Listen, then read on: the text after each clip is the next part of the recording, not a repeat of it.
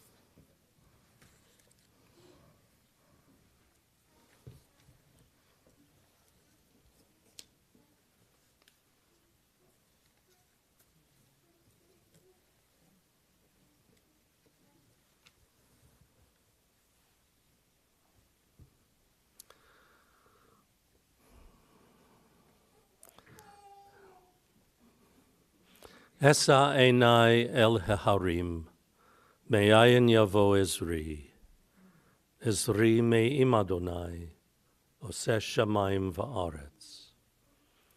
I will lift up mine eyes unto the mountains.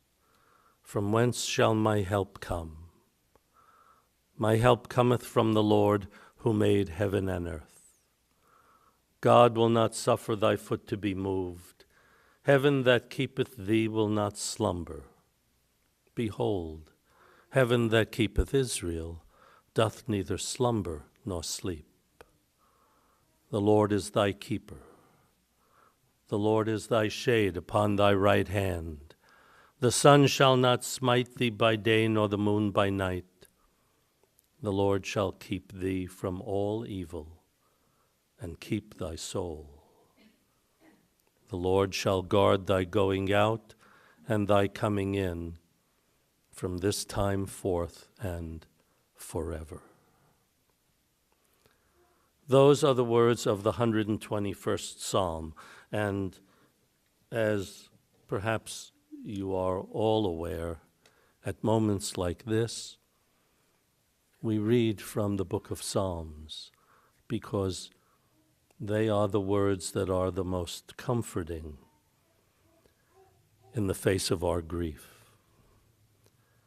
And perhaps the most comforting of all the Psalms is the 23rd Psalm.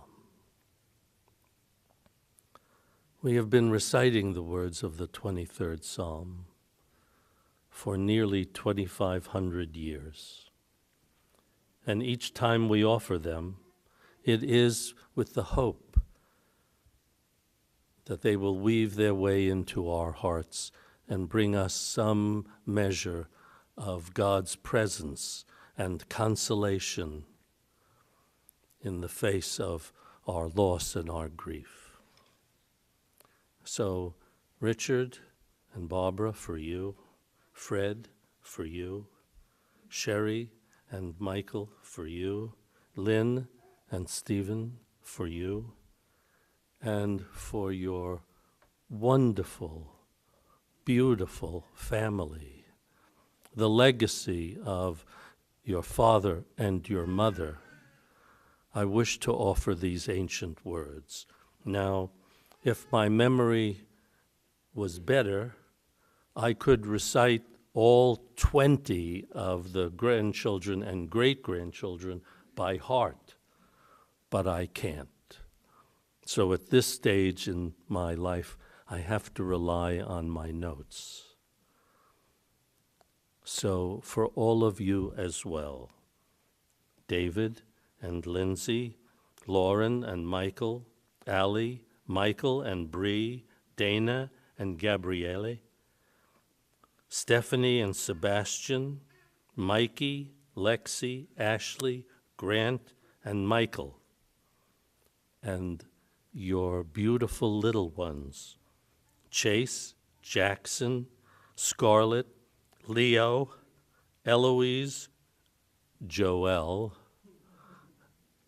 as I met earlier, Parker, Olivia, Colton, and the newest addition to your family, Charlie, who will be your grandmother and your mother's Hebrew namesake, and just appeared into this world 4 days ago, and God willing, will be a blessing in her own right, as are all of you to each other and to your mother and grandmother and your great-grandmother's memory. So for all of you, as you hear these ancient words, may you appreciate the blessings that you share and the sadness that binds you all together as a great family. Mizmor LeDavid. The Lord is my shepherd, I shall not want. He maketh me to lie down in green pastures. He leadeth me beside the still waters. He restoreth my soul. He guideth me in straight paths for his name's sake. And yea, though I walk through the valley of the shadow of death, I will fear no evil, for thou art with me. Thy rod and thy staff, they comfort me. Thou preparest a table before me in the presence of mine enemies. Thou hast anointed my head with oil. My cup runneth over. Surely goodness and mercy shall follow me all the days of my life, and I shall dwell in the house of the Lord forever. As you think of the words of the psalmist, and you hear me say, my cup runneth over, could there be a greater example for a person to have said that than your mother, your grandmother, your great-grandmother? Because just your presence here and in the back room, Gabriele, with, I think he's with Scarlett, and all of you, you are the definition for any parent of a cup runneth over. You are that overflowing cup of joy and happiness that your parents shared and cared for beyond anything else in their lives. You are the very example of that 23rd Psalm. But in truth, it is not my words that are the most important words today. It's what you have to say. It's what you've been saying and sharing with each other and your friends and neighbors since your mother's passing. Those words of honor and tribute that she so richly deserves. But for these formal moments, I wish first to call upon Mikey, and then Stephanie, and then David, and then you, Rich, to offer those words that are the most important.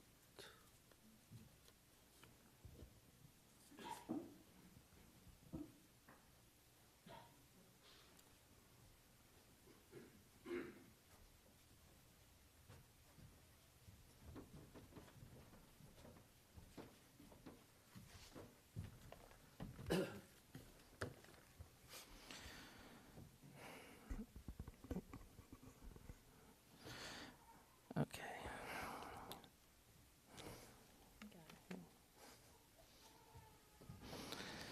To my beautiful, beloved Graham, I've been thinking for hours on end what I want to say here today, but words just cannot describe how much you mean to me and the influence you have had on my life.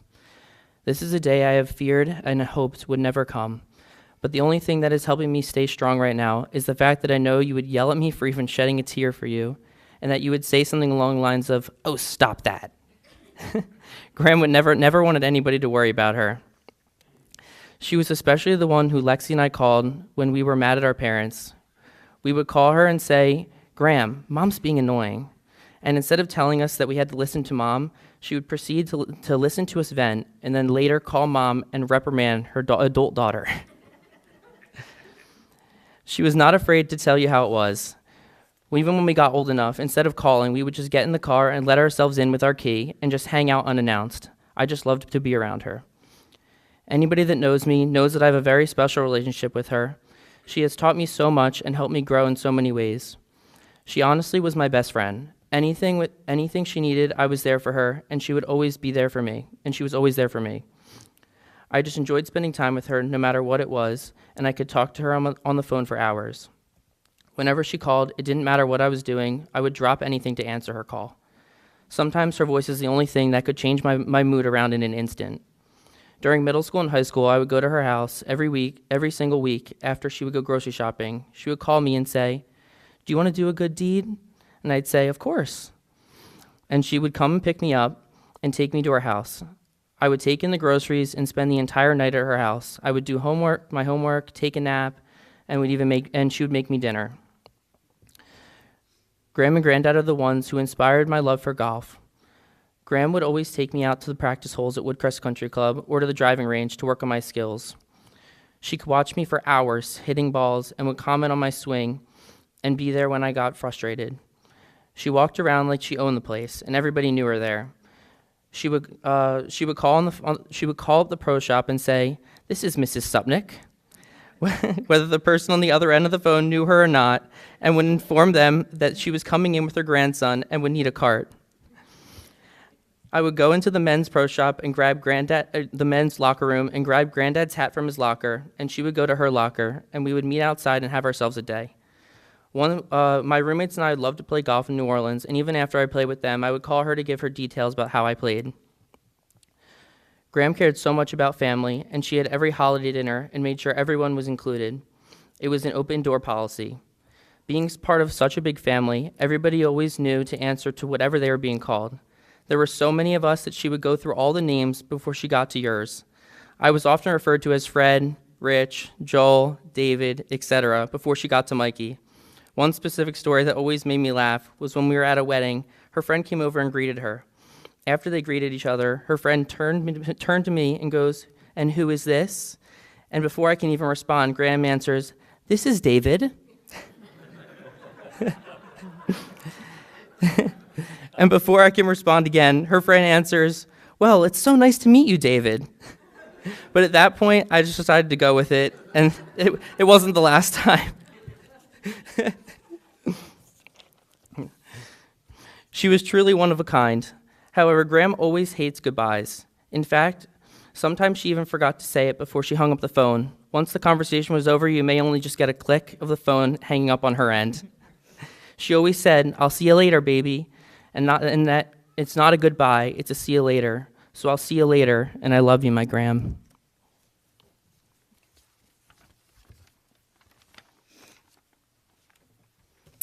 Hi, everybody. My name's Stephanie. I just wanted to say thank you so much for being here to support us today. I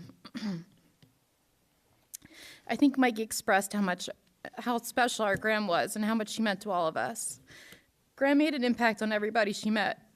No matter what was going on in her life, she always wanted to know what was going on in yours. And would always be an ear to listen to or give advice. I loved talking to her. I could sit on the phone with her for hours, except when she would call me to get her hair colored. I make her wait a little bit for that. 98 years old, and still every 5 weeks she'd hunt me down and say, "Steffi, when are you coming to do my hair color?" And I did. She'd push her walker over to the kitchen sink, put the towel over her eyes, and I'd wash her color out. She always liked to look good, whether she was going somewhere or not. She was a class act. I love that about her. Thank you for always being there for me. I have so many great memories with you. I'm so lucky to have had such a wonderful grandmother. I'm going to miss you so much. Thank you.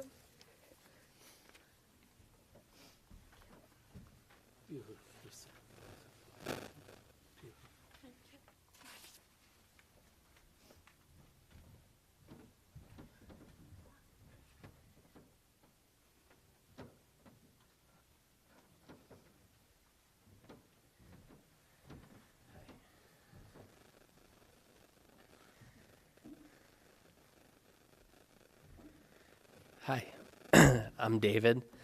And my sister Lauren asked me to read something on her behalf because she couldn't be here today because she just had a baby.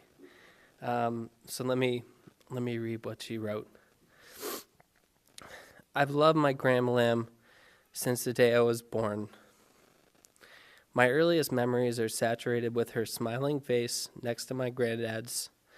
35 years of special moments, holidays, milestones, and achievements all include my Grammy front and center. I am beyond lucky and even more proud to have known her and loved her as deeply as I have and always will. Anyone that has ever met Marcella can't help but be drawn to her compassion, sensibility, and warmth. Her energy was contagious, and her hugs were simply magic. To know her was to love her. Just 2 short weeks ago, I was fortunate to have a long catch-up call with Grammy. We chatted for almost 2 hours about everything. We always had the best conversations.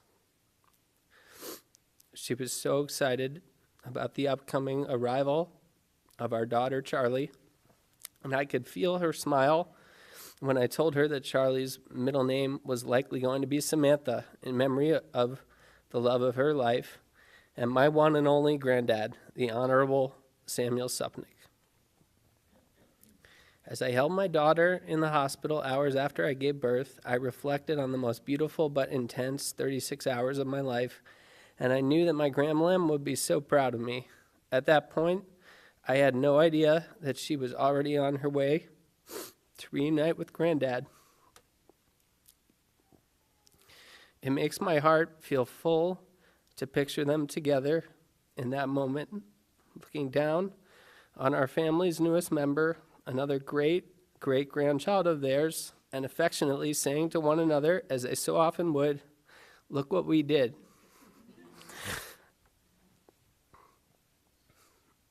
My husband, Michael, and I will be honoring my Grammy's legacy by giving our daughter her Hebrew name of Masha Kayla. Thank you.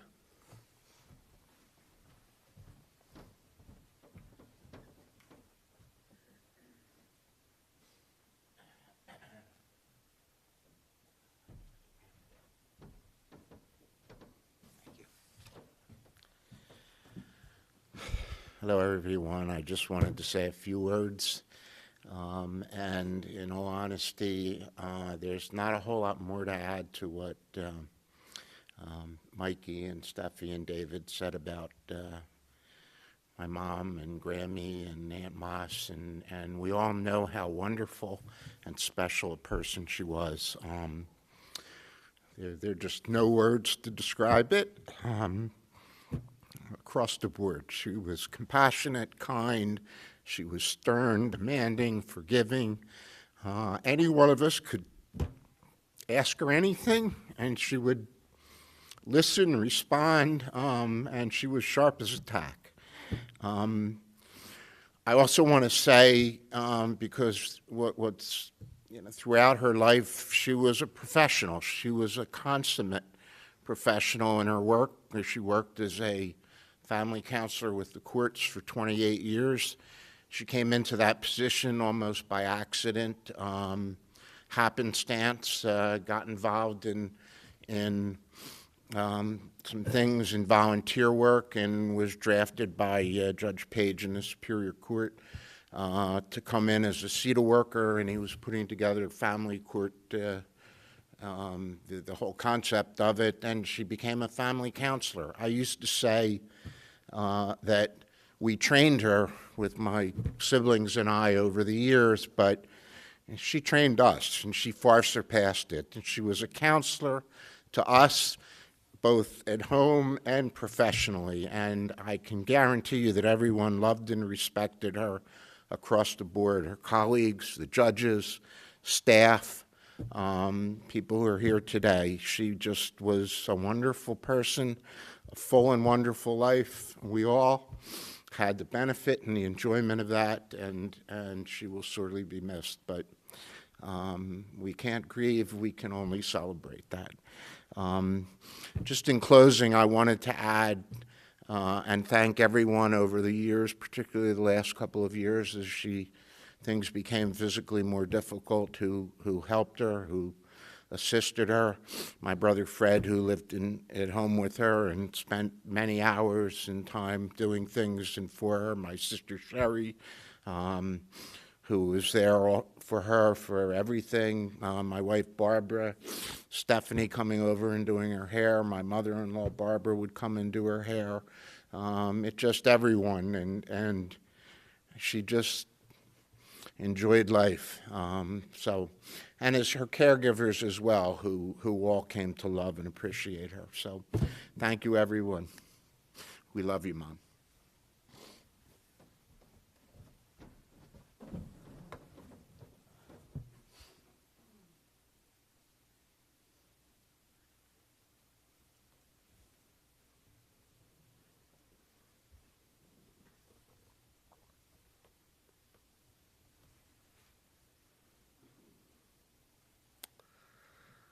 You all spoke so beautifully. I would add only this, because you didn't leave much for the rabbi to say. But I'd like to offer this thought. The great Israeli poet Achad Ha'am, many years ago, wrote a poem in Hebrew called Kohen v'Navi, Priest and Prophet, in which he described the two and very different personalities. The prophet knew only one way, God's way. The prophet was stern, was tough, and never deviated. The priest, on the other hand, was soft and compromising, and if you remember, it was Moses' brother, Aaron, who even allowed the Hebrews to build a golden calf,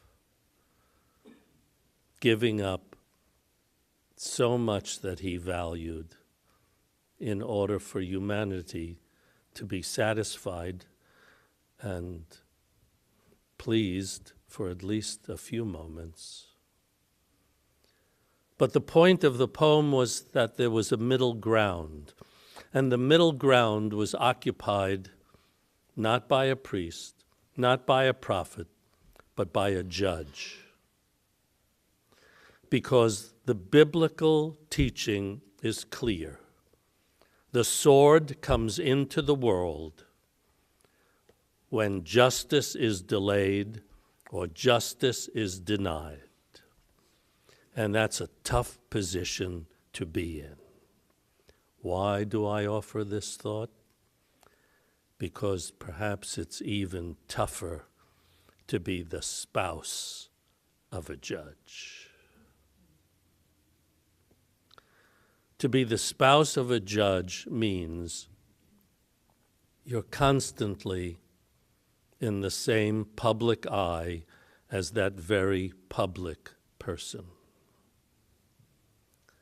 And people are listening to you and looking at you and watching you and commenting. It's tough being a very public personality, even tougher when your spouse comes home at night, having appreciated the compliments and suffered the barbs, which no doubt were almost daily occurrences. You certainly grew up with that, witnessed that, and saw what was in many ways a team, but without question, a woman in her own identity and her own right. And she was tough and she was soft because she had to be. And as a people person, she understood humanity every bit as much, if not more so, than your father and grandfather and great-grandfather. In many ways, she was no doubt the pillar in his life that allowed him to be the pillar in the court's life. And how often she must have reminded him that in the initial court appointment, which he did not have, she was there first and wasn't giving that up. So whether it was on the golf course or the courthouse or the supermarket or the neighborhood, she had to be so strong and so soft and so accepting. And you were the beneficiaries. Perhaps the greatest tribute that anyone could offer is the simple thought that she valued each and every one of you for who you are and what you are, and just by initial observation, anyone can see you're all very different. Different personalities, different perspectives, different backgrounds, even different nationalities if you include Rome in the other room. In those brief moments of encounter with Gabriele, we looked at each other and I said, "So where are you from in Italy?" And he said, "Rome." I said, "Oh, I love Rome." He said, "I love Rome too." I said, "I will be in Rome this May, the 4th time." And he smiled and said, "You must love Rome." And she could appreciate your loves, your hurts, your triumphs, your successes, your failures, because of her incredible capacity to love and appreciate humanity, and especially each and every one of you. And that's why you feel the way you feel about your mother and your grandmother.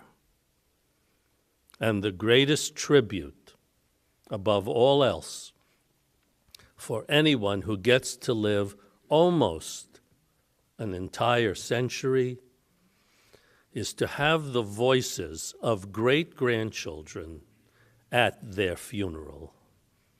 I wish that for every one of us in this room, for the voices of great-grandchildren to be heard at our funerals. What a blessing you are.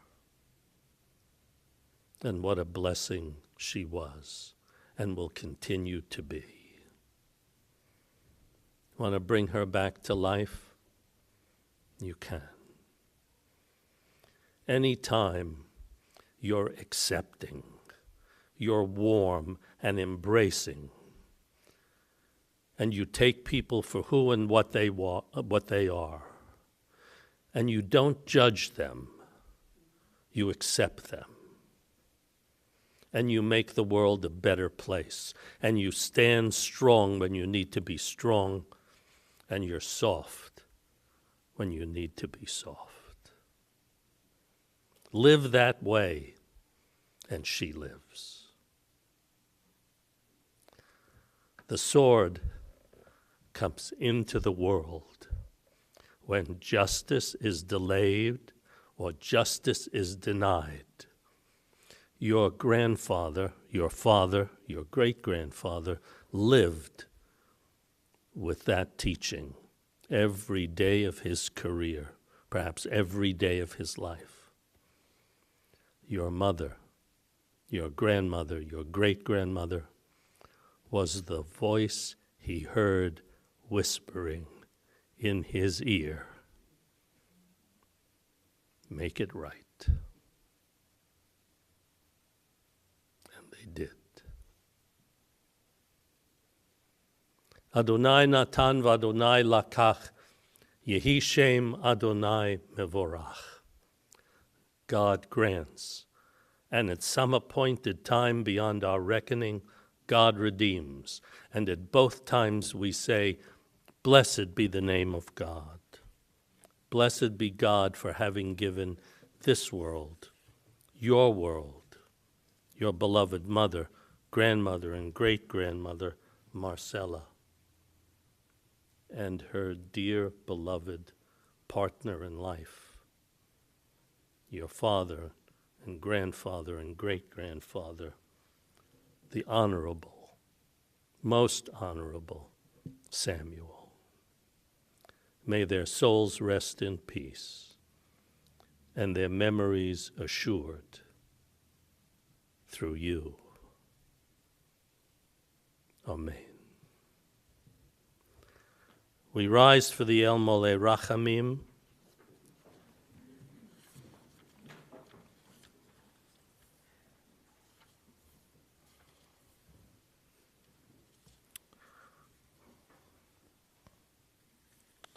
El Mole Rachamim Shochein Bamromim, Hamtzei Menucha Nechona Tachat Kanfei HaShechina. Lenishmat Marcella, the daughter of Frank and Yeda, for she has departed from this world. Lord of mercy, bring her into thy presence, and may her soul be bound up in the bond of eternal life.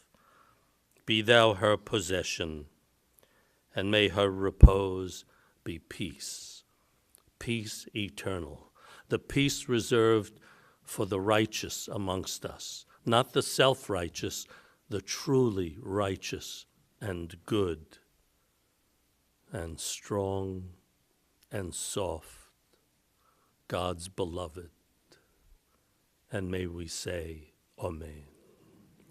Interment services will continue at Locustwood Cemetery, and our service here is concluded.